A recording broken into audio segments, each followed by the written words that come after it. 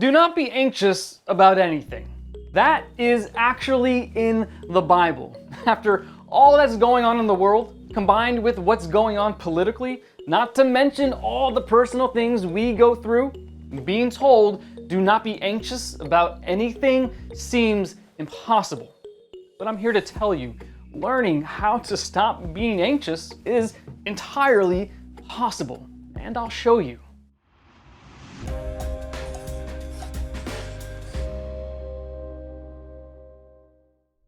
Anxiety is an emotion. It's feelings of concern, uneasiness, fear, panic, and worry to a perceived danger. We can feel anxious before a big test or while we wait in fear about what a doctor or judge might say. Understand that some feelings of anxiety is normal. However, when we experience a constant sense of impending doom, fear, endless worry over what-if scenarios, or a constant dread of what the future holds, that is the type of anxiety that is not normal, which is the type of anxiety the Bible calls us to not engage in. Thankfully, the Bible doesn't just say, do not be anxious, then leave us to figure it out.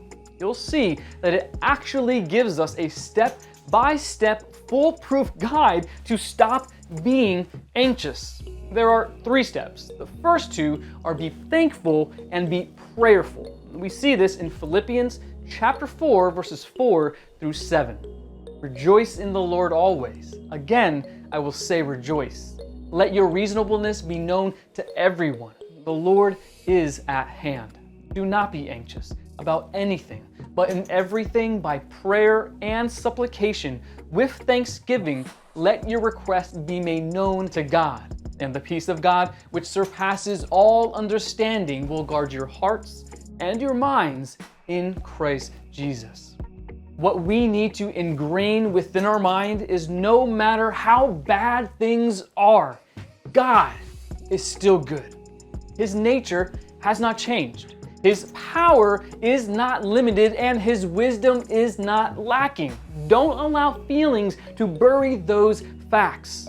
When anxiety attacks, stop, breathe, and remember the facts, the blessings you've received, the prayers you've had answered, the forgiveness you've experienced, and the salvation you are promised. Then drop to your knees in thankfulness for the good things God has done, is doing, and promises to do for you in the future.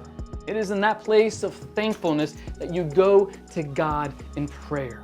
Share your struggles, make your requests, and ask Him for the clarity you need to move forward.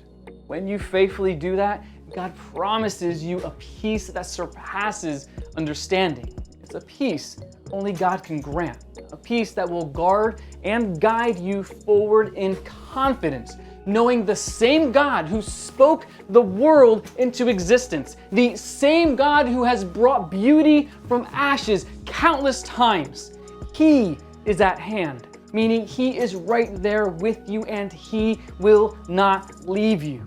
It is through thankfulness and prayer in moments when anxiety attacks that the peace of God is made available to you. Now, those first 2 steps help us when we face anxiety, but this third and final step helps us to avoid anxiety altogether. We see it in verse 8.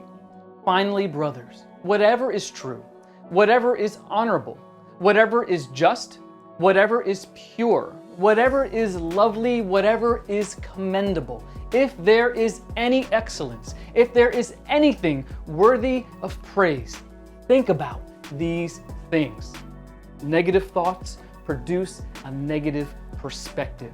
Our mind is like a field, and our thoughts are the seeds we plant. If all you think about is problems, trouble, sin, hurt, guilt, unfairness, worry, you should not be surprised that you'll reap a great harvest of anxiety.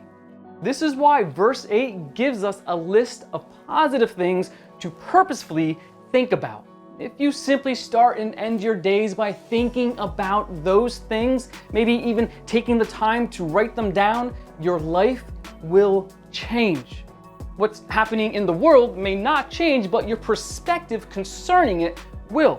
You'll quickly see that anxiety will have no place in your life, and instead, you'll experience peace.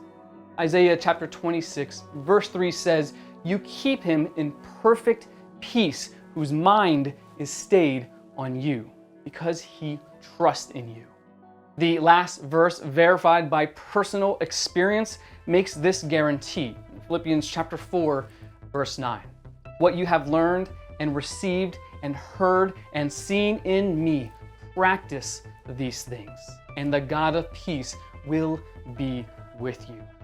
Paul, the author of this text, has gone through terrible things in his life, from being beaten nearly to death and wrongfully imprisoned multiple times to being backstabbed and betrayed by friends. But here he says in verse 9, "If you follow my example and put into practice what you've seen me doing during times of anxiety and difficulty, you'll have peace.